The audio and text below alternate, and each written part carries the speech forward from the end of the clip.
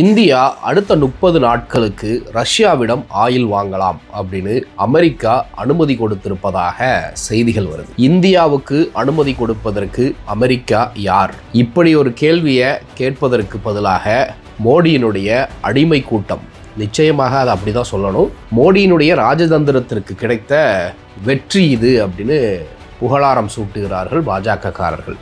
இந்தியாவில் எண்ணெய் தட்டுப்பாடோ கேஸ் தட்டுப்பாடோ கிடையாது, காங்கிரஸும் எதிர்க்கட்சிகளும் பொய் சொல்கிறாங்க அப்படின்னு முட்டு கொடுத்துக்கிட்டு இருக்கிறாங்க பாஜக செய்தி தொடர்பாளர்கள். அது மட்டும் இல்லாமல் ஈரானில் இதற்கு முன்பாக இந்தியா தரப்பிலிருந்து துறைமுகங்கள் கட்டுவதற்கும் பல்வேறு நலத்திட்டங்களை பண்ணுவதற்கும் இந்தியா நிதி ஒதுக்கியது. அமெரிக்காவினுடைய வற்புறுத்தலின் பேரில் அதெல்லாம் நிறுத்தி வச்சிருக்கிறாங்க.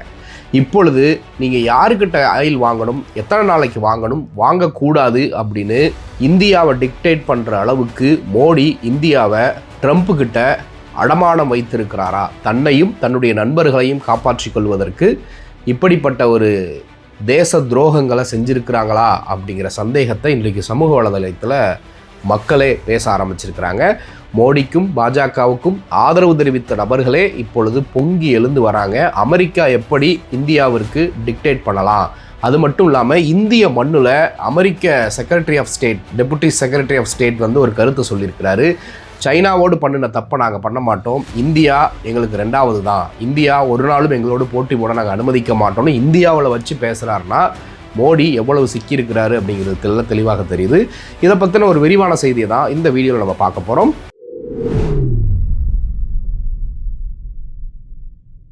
கோபாசை நண்பர்களுக்கு வணக்கம். வீடியோக்குள்ளே போகிறதுக்கு முன்னாடி சேனலை மறக்காமல் சப்ஸ்கிரைப் பண்ணிடுங்க. இந்த வீடியோவை லைக் பண்ணிவிட்டு உங்களுக்கு கருத்துக்களை மறக்காமல் கமெண்ட் செக்ஷனில் பதிவிட்டுருங்க. அமெரிக்கா தரப்புலேருந்து ஒரு உத்தரவு வந்திருக்கிறது. அடுத்த 30 நாட்களுக்கு இந்தியா ரஷ்யா கிட்ட இருந்து நாங்கள் ஆயில் வாங்கிக்கலாம், ஏப்ரல் 4ஆம் தேதி வரைக்கும் மட்டும்தான் இந்த தளர்வுகள், அதற்கு பின்பு நாங்கள் சொல்கிற மாதிரி தான் செய்யணும் அப்படின்னு ஒரு உத்தரவை பிறப்பிச்சிருக்கிறாங்க. அதற்கும் வாய்மூடி மௌனியாக இப்போ வரைக்கும் மோடியும் பாஜக அரசும் கப் சிப்புன்னு இருக்கிறாங்க. இந்தியா அப்படிங்கிறது எத்தனை பாரம்பரியம் கொண்ட ஒரு நாடு. இதற்கு முன்பு இருந்த பிரதமர்கள் மன்மோகன் சிங்கிலிருந்து வாஜ்பாயிலிருந்து இந்திரா காந்தி வரைக்கும் நேரு வரைக்கும் இப்படி ஏதாவது ஒரு வெளிநாடு இந்தியாவுக்கு வந்து டிக்டேட் பண்ணுற மாதிரியான நடவடிக்கைகளில் ஈடுபட்டிருந்தால் அவர்கள் எப்படி கொதித்து எழுந்திருக்கிறார்கள், எப்படி எதிர்வினை ஆற்றியிருக்கிறார்கள் அப்படிங்கிற வரலாறு நமக்கு தெரியும். ஆனால் இன்றைக்கு மோடி எப்ஸ்டீன் ஃபைலில் அவருடைய நேம் இருக்குது, அதிலிருந்து அவரை காப்பாற்றி கொள்வதற்காகவும் அமெரிக்காவில் அதானி நிறுவனத்தின் மீது பல்வேறு ஊழல் நடவடிக்கைகள் வந்து விசாரணையில் இருக்குது, அதிலிருந்து தப்பித்து கொள்வதற்காகவும் இப்போது அமெரிக்கா கிட்ட இந்தியாவை அடகு வச்சுட்டாரா அப்படிங்கிற கேள்வியை எழுப்புகிறாங்க. ராகுல் காந்தி அப்பட்டமாக கேள்வி எழுப்புறாரு. மோடி வந்து காம்ப்ரமைஸ் ஆகிட்டாரு, தன்னை காப்பாற்றி கொள்வதற்கு இந்தியாவை அடகு வச்சுட்டாரு அப்படிங்கிற கொஸ்டினை ரைஸ் பண்ணியிருக்கிறாரு. ஏன்னா அமெரிக்கா வந்து சொல்லுது அடுத்த 30 நாட்களுக்கு நீங்கள் ஆயில் வாங்கலாம். இதற்கு முன்னாடி என்ன சொன்னாங்க, நீங்கள் ரஷ்யா கிட்ட ஆயில் வாங்கினீங்கன்னா உங்களுக்கு 25% எக்ஸ்ட்ரா பியூனிட்டிவ் டேக்ஸ் போடுவேன் அப்படின்னு 50% டேக்ஸ் போட்டாங்க. முதல்ல வந்து 25% போட்டுட்டு அதுக்கு அடுத்து ஒரு 25% டேக்ஸ் வந்து போட்டு 50% டேக்ஸ் வச்சு பல மாதங்களுக்கு பின்பு இவர்கள் வந்து நெகோசியேட் பண்ணி வரலாறு காணாத அளவுக்கு நாங்கள் இந்திய அமெரிக்க வர்த்தக ஒப்பந்தத்தை போட்டுட்டோன்னு பீலா விட்டுக்கிட்டு இருந்தாங்க. அதில் உண்மையான சாராம்சம் பார்த்தீங்கன்னா நம்ம பொருட்களுக்கு இதற்கு முன்பு வரைக்கும் 3-4% டேரிஃப் தான் அமெரிக்கா போட்டுட்டு இருந்தாங்க. இப்போ 18% போட போகிறாங்க.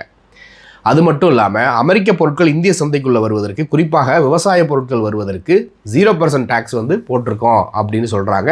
நாங்கள் என்ன சொல்கிறோமோ அதை தான் இந்தியா கேட்கணும் அப்படிங்கிற லெவலுக்கு அமெரிக்கா மோடியை நிர்பந்திக்குது. மோடி தன்னை காப்பாற்றிக் கொள்வதற்காக இந்தியாவை அடகு வச்சிருக்கிறாரு அப்படிங்கிறது தெள்ள தெளிவாக இதில் தெரிகிறத பார்க்குறோம். அது மட்டும் இல்லை, ஈரான் கூட நீங்கள் உறவை வச்சுக்கக்கூடாது, ரஷ்யா கூட உறவை வச்சுக்கக்கூடாது. யார் கூட உறவை வச்சுக்கணும்? வெனிசுலா ஆயிலை நீங்கள் வாங்கணும், அமெரிக்க ஆயிலை நீங்கள் வாங்கணும் அப்படின்னு அமெரிக்கா இந்தியாவுக்கு உத்தரவு போடுது. மோடி அவர்களும் பாஜக அல்லது என்டிஏ வந்து இன்றைக்கி ஆட்சியில் இருக்கலாம், ஆனால் அவர்களுக்கு சொந்தமானது இந்திய நாடு கிடையாது. இந்திய அரசியலமைப்பு சட்டப்படி பெரும்பான்மை பெற்று இன்றைக்கி ஆட்சியில் இருக்காங்க. நாளைக்கு ஆட்சியில் இல்லை அப்படின்னா வேறு கட்சி வந்து ஆட்சியில் இருக்கும். இவர்கள் ஆட்சியில் இருக்கிற வரைக்கும் இந்தியா அப்படிங்கிற நாட்டை எப்படி இன்னொரு நாட்டுடைய டிக்டேஷன் படி நடப்பதற்கு அனுமதி கொடுக்கலாம் அப்படிங்கிறது தான் இன்றைக்கி மிகப்பெரிய ஒரு பேசு பொருளாக மாறி இருக்கிறது. அது மட்டும் இல்லாமல் இன்னொரு சம்பவமும் நடந்திருக்கிறது. Deputy secretary of state Christopher Landau அப்படிங்கிறவர் டெல்லியில் வந்து ஒரு ஸ்டேட்மெண்ட் கொடுத்துருக்கிறார். 20 வருடங்களுக்கு முன்பு நாங்கள் சைனாவோடு பண்ணின தப்பை இந்தியாவோடு பண்ண மாட்டோம். சைனாவோடு 20 வருஷத்துக்கு முன்னாடி நாங்கள் சைனாவை தேவையில்லாமல் வளர்த்து விட்டுட்டோம். அவர்கள் இப்பொழுது எங்களுக்கு போட்டியாகவே உருவாகி இருக்கிறாங்க. அதே தப்பை இந்தியா கூட நாங்கள் செய்ய மாட்டோம். எங்களை பொறுத்த வரைக்கும் அமெரிக்கா ஃபஸ்ட்டு, நாங்கள் என்ன சொல்கிறோமோ அதை தான் இந்தியா கேட்கணும். இந்தியா எங்களுக்கு செகண்டு தான். இந்தியா ஒரு நாளும் அமெரிக்காவுக்கு ஈக்குவலாக வளருவதை நாங்கள் அனுமதிக்க மாட்டோன்ற துணியில் இந்தியாவிலேயே வச்சு பேசுகிறாரு. டெல்லியில் வச்சு அந்த ஸ்டேட்மெண்ட்டை கொடுக்குறார். ஒட்டுமொத்த பாஜக கும்பலும் கப்சிப்புன்னு வாயை மூடிக்கிட்டு இருக்கிறாங்க. பாஜக வாயை மூடிட்டு இருக்கிறாங்க, பரவாயில்ல. சந்திரபாபு நாயுடுலேருந்து நிதிஷ்குமார்லேருந்து என்டிஏ கூட்டணி இருக்கக்கூடிய தலைவர்கள் ஏன் வாயை மூடிக்கிட்டு இருக்கிறாங்க அப்படிங்கிற மிகப்பெரிய கேள்வி. மோடி அவர்கள் அமெரிக்க இந்திய வர்த்தக ஒப்பந்தத்தின் மூலமாக இந்தியாவில் இருக்கக்கூடிய எல்லா மாநிலத்தில் இருக்கக்கூடிய விவசாயிகளும் பாதிக்கப்பட தான் போகிறாங்க. அப்படி இருக்கிறப்ப ஏன் இவர்கள் அமைதியாக இருக்கிறாங்க அப்படிங்கிற ஒரு கேள்வி. இன்றைக்கு அரவிந்த் கெஜ்ரிவால்லேருந்து ராகுல் காந்தியிலிருந்து மல்லிகார்ஜுன கார்கே வரைக்கும் மோடி அவர்கள் ராஜினாமா பண்ணணும் அப்படிங்கிற கோரிக்கை வச்சுருக்கிறாங்க. இது உண்மையாகவே ஒரு வேலிடான கோரிக்கை தான். ஒருவேளை இப்படிப்பட்ட ஒப்பந்தங்களை கையெழுத்து போட்டுட்டு இப்படி அமெரிக்கா பேசுகிற வரைக்கும் காங்கிரஸ் கட்சி ஆட்சியில் இருந்து வேடிக்கை பார்த்துக்கிட்டு இருந்தால் பாஜக சும்மா இருப்பாங்களா அப்படிங்கிற ஒரு கேள்வி. இந்த வாய்ப்பையுமே காங்கிரஸ் கட்சி சரியாக பயன்படுத்திக்கணும். ஏன்னா இன்றைக்கி மக்களே தன்னெழுச்சியாக இந்த ஆட்சிக்கு எதிராகவும் மோடிக்கு எதிராகவும் மனநிலையை திரும்பி இருக்கிறத தெளிவாக பார்க்க முடிகிறது. ஏன் அப்படின்னா அமெரிக்கா எங்கே இருக்குது, ரஷ்யா எங்கே இருக்குது? ரஷ்யா வந்து நமக்கு டிஸ்கவுண்ட்டில் ஆயில் கொடுக்குறாங்க. ரஷ்யா நமக்கு பக்கத்தில் இருக்குது. அமெரிக்கா எங்கேயோ தூரத்தில் இருக்குது. வெனிசுலா எங்கேயோ தூரத்தில் இருக்குது. கம்பேரிட்டிவாக பார்க்குறப்ப வெனிசுலாவினுடைய ஆயிலும் ரஷ்யாவினோட ஆயிலும் பார்க்குறப்ப ரஷ்யாவினுடைய ஆயில் தான் சுத்திகரிப்புக்கு ஏற்றதாக இருக்கும். வெனிசுலாவோட ஆயில் மிகவும் கடினமான ஆயில். அது மட்டும் இல்லாமல் ஈரான்கிட்ட இருந்தும் நம்ம ஆயில் வாங்கிக்கிட்டு இருந்தோம். அமெரிக்காவினுடைய அழுத்தத்தின் காரணமாக ஈரானுடைய ஆயிலையுமே வந்து இப்போ நிப்பாட்டிட்டோம். அதே மாதிரி ஈரான் நாட்டில் ஒரு குறிப்பிட்ட துறைமுகத்தை டெவலப் பண்ணுவதற்கு இந்தியா வந்து நிதி கொடுத்துக்கிட்டு இருந்தாங்க. பல ஆயிரம் கோடி அதில் இன்வெஸ்ட் பண்ணியிருக்கிறாங்க. இப்போ அந்த துறைமுகத்துக்கு கொடுக்கக்கூடிய நிதியை அமெரிக்கா நிறுத்த சொன்னதன் பேரில் மோடி நிறுத்திட்டார். அப்போ இதுவரைக்கும் கொடுத்த நிதிக்கான ரிட்டர்ன் எங்கே வரப்போகுது? இது மக்களுடைய வரிப்பணம் இல்லையா அப்படிங்கிற பல்வேறு கேள்விகள் இதை பின்னணியில் இருக்குது.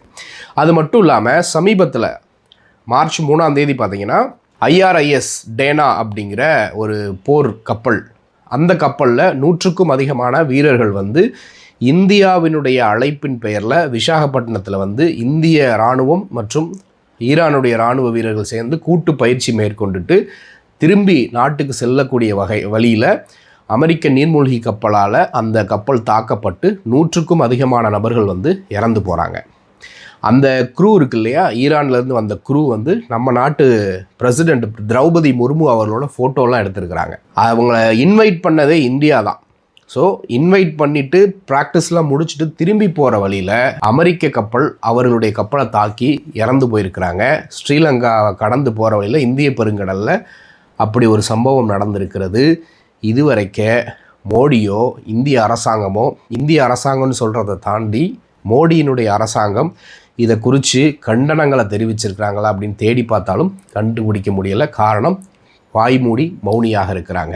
நம்ம வீட்டுக்கு விருந்தாளியாக நம்ம ஒருத்தரை கூப்பிடுறோம், அவர் வந்துட்டு போகிறாரு, போகிற வழியில் ஏதோ அவருக்கு அசம்பாவிதம் நடக்குதுன்னா கொஞ்சம் கூட இறக்கம் காட்ட மாட்டோமா அப்படிங்கிற ஒரு கேள்வி வருது. அப்பட்டமாக அமெரிக்கா வந்து தவறு செஞ்சுக்கிட்டு இருக்கிறாங்க. அதை எதிர்த்து மோடியால் பேச முடியாதா? அது மட்டும் இல்லாமல் இந்தியாவுக்கு டிக்டேட் பண்ணிகிட்டு இருக்கிறாரு. அதை எதிர்த்தும் பேச முடியலை அப்படின்னா அவர் ஏன் அந்த பதவியில் இருக்கணும் அப்படிங்கிற ஒரு முக்கியமான கேள்வி எழுப்புகிறாங்க. அது மட்டும் இல்லை, ஈரான் உச்சபட்ச தலைவர் கமேனி அவர்கள் இறந்தப்பையும் அதற்கு மோடி அவர்கள் என்ன பதில் சொன்னார், இந்தியா தரப்புலேருந்து என்ன மாதிரியான செய்திகள் சொல்லப்பட்டது அப்படிங்கிற பல கேள்விகள் இதில் இருக்குது. இன்னும் குறிப்பிட்டு பார்த்தீங்கன்னா இந்த கோபத்தினால ஈரான் வந்து அபுதாபி போன்ற நகரங்களை தாக்குறப்ப ஈரானை கண்டித்து செய்தி விடுகிறார் மோடி அவர்கள். இதே மோடி அவர்கள் போன வாரம் இஸ்ரேலுக்கு போயிட்டு வர்றாரு. அவர் போயிட்டு வந்த அடுத்த 2வது நாளில் இஸ்ரேலும் அமெரிக்காவும் சேர்ந்து ஈரானை தாக்குதல் நடத்துகிறாங்க. ஸோ ஒரு ஃபாரின் டிப்ளமேட்டிக் ரிலேஷன்ஷிப்பை மோடி அரசாங்கம் எவ்வாறு கையாளுகிறது? மோடி வந்து ஒரு விஸ்வகுரு, எங்கெல்லாம் பாருங்கள் மோடிக்கு வந்து வெளிநாட்டு தலைவர்கள்லாம் வரவேற்பு கொடுக்குறாங்க, எல்லா நாடுகள்லேயும் மோடிக்கு வந்து உயரிய விருதுகளை கொடுக்குறாங்க, இது வந்து மோடியினுடைய லீடர்ஷிப்புக்கு கிடைச்ச பெருமை அப்படின்னு பாஜகக்காரங்க பீத்திக்கிட்டு இருக்கிறாங்க. ஆனால் உண்மையை உள்ள தோண்டி பார்த்தா இவர்கள் வலிக்க போய் எல்லா இடத்துலையும் அவார்டு வாங்கிக்கிட்டு இருக்கிறாங்க. ஆனால் இந்திய நாட்டுக்கு என்ன கிடைச்சது, இந்திய நாட்டினுடைய சாவர்னிட்டியை வந்து இன்றைக்கி கொஸ்டின் பண்ணுற அளவுக்கு அமெரிக்கா இந்தியாவுக்கு கட்டளைகளை விதிக்குது. அதையும் சத்தம் இல்லாமல் இவர்கள் நிறைவேற்றி கொண்டிருக்கிறார்கள். எந்த எதிர்ப்பும் காட்டாமல் இருக்கிறாங்கன்னா, இதை வேற ராஜதந்திரம் அப்படின்னு அளவுக்கு புகழ்ந்துக்கிட்டு இருக்கிறாங்கன்னா, இந்திய நாடு எதை நோக்கி போய்கிட்டு இருக்கிறது அப்படிங்கிற மிகப்பெரிய கேள்வி வருது. ஸோ இந்த நிலை இப்படியே தொடர்ந்து அப்படின்னா பிரிட்டிஷ் காலகட்டத்தில் இந்தியா இருந்ததை விட மோசமான இடத்துக்கு போகும். அமெரிக்கா ஃபஸ்ட்டு அப்படின்னா அமெரிக்கா அவர்களை முன்னிறுத்தி எல்லாத்தையும் மூவ் பண்ணி போவாங்க. இந்தியாவினுடைய எதிர்காலம் என்னவாக போகிறதுன்றது மிகப்பெரிய ஒரு கேள்வி இருக்குது. ஸோ இதை குறித்து நீங்கள் என்ன நினைக்கிறீங்கன்றதை மறக்காமல் கமெண்ட்டில் சொல்லுங்கள். தொடர்ந்து பேசுவோம். நன்றி.